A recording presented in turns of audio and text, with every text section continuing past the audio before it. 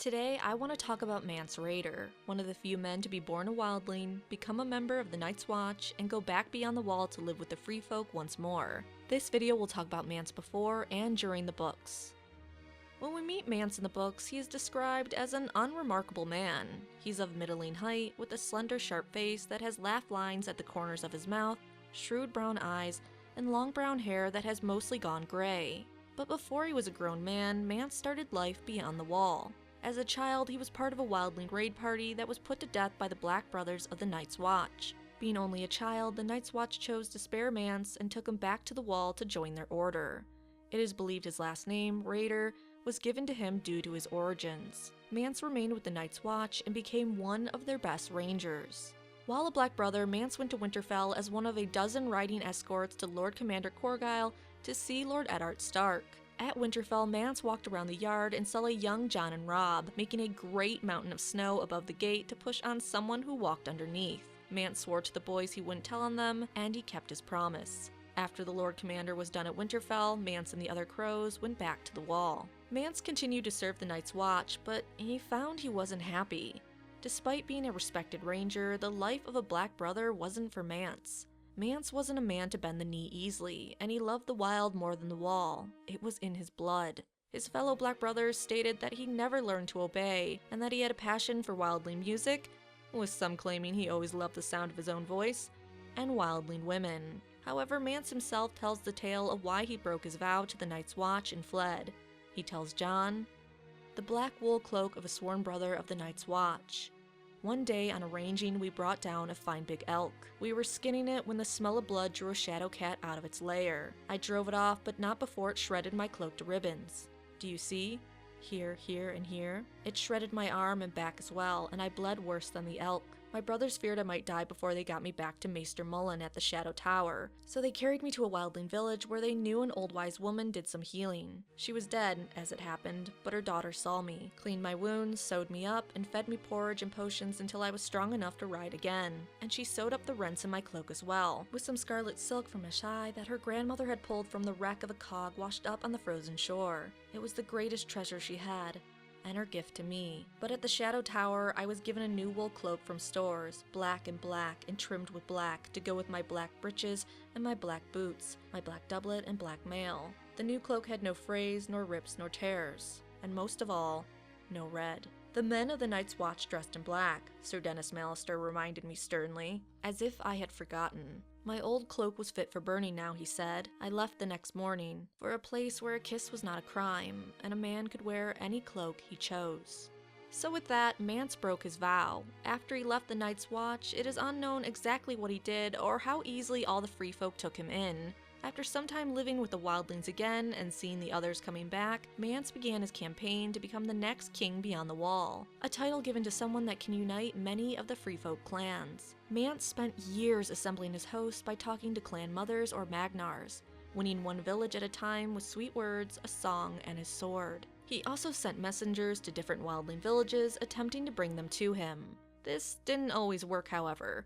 When Mance sends a rider to Craster, Craster has the messenger's tongue cut off and nailed to a wall before sending the rider back to the king beyond the wall. Craster has never really liked Mance though, so that was kind of an expected response. Despite not winning everyone, Mance made peace between many different factions, bringing them together the best he could, becoming a true king beyond the wall. He was called Mance or the Mance by his people, and fairly respected by most. Because most wildlings don't know the common tongue, Mance would often speak and sing in the old tongue instead of using the common tongue he had spent most of his adult life using with the crows. This won him extra respect and love. What's better is his new title didn't really change him. Even as the king beyond the wall, he wore no crown, gold rings, or jewels. Because of his ability to hammer 100 different daggers into one great spear, he needed no crown, scepter, robes of velvet or silk, or jewels to be seen as a king. He only needed leather and wool and a ragged black cloak, its long tears patched with faded red silk. In battle, he could be seen wearing a bronze and iron helm with raven wings at either temple. His court wasn't what you'd expect either. It consisted of his pregnant significant other Dala, Tormund, Styr, Vale, and Jarl. And with them, he continued to make plans to get to the other side of the wall, either by force or negotiating. One of the ways he planned to get past the wall was to find the Horn of Winter, a horn owned by another king beyond the wall that was supposed to wake giants from the earth and or bring the wall down. However, Mance didn't want to use it unless he had to. After all, if the wall failed, what else could they hide behind? Still, Mance had his people dig up 1,000 graves trying to find the horn. Some claim they never found it, while others claim they did.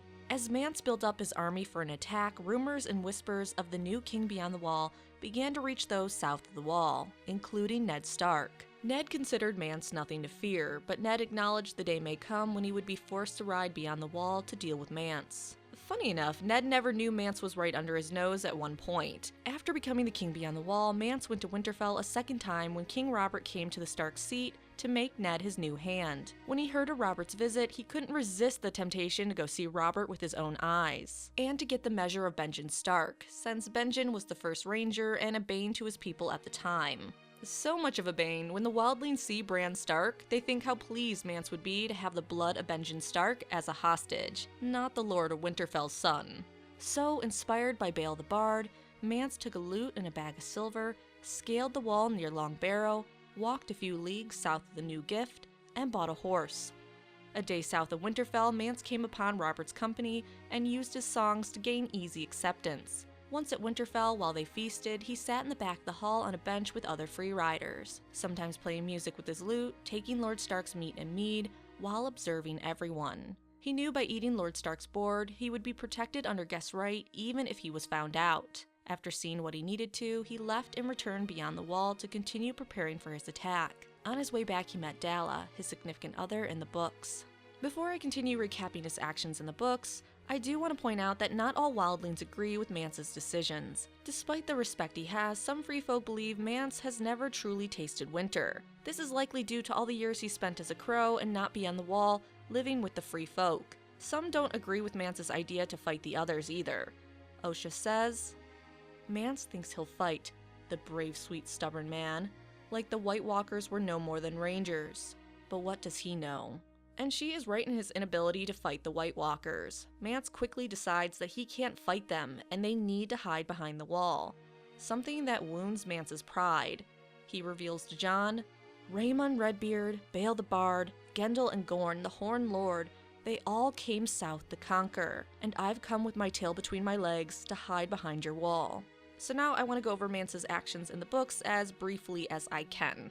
Once enough rangers go missing, and with the feeling of cold wind rising, Lord Commander Jeor Mormont decides to do a large ranging to discover what Mance is up to. Jeor believes Mance has decided to gather so many wildlings because he knows the Night's Watch has diminished in strength and that the Lord of Winterfell is dead, and the heir has marched his strength south. So those that would oppose the wildlings are severely hurting in strength.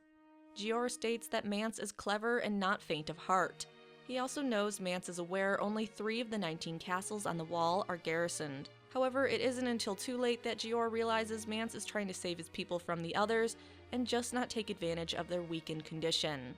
On their great ranging beyond the wall, they come to Craster's Keep, and Craster reveals Mance tried to recruit him, but he declined. He tells Jeor that Mance is responsible for all the empty villages and keeps, telling them Mance sent messengers to tell them to come to his feet to declare him king. Because of his dislike for Mance, Craster gives the Night's Watch a map to his location, the Frost Fangs, and they head out to find him. Their great ranging is actually a relief to the wildlings, as the Night's Watch end up being attacked by the others, giving Mance's people respite from them and enabling them to continue on with minimal loss. While gathering at the Frost Fangs, Jon Snow and his scouting party are found by Mance's wildlings, and Jon pretends to be a turncloak to get Mance's trust under Corrin's command. When Jon meets Mance, there's no missing his huge white tent sewn together with pelts of snow bears. During Jon and Mance's conversation, he reveals to Jon why he's gathering his people, to save them from the others and their whites, who they cannot stop. He also reveals he has the Horn of Winter. After this brief meeting, Mance gives the boy a chance and allows Jon to stay with them, proving what some wildlings and men of the Night's Watch say.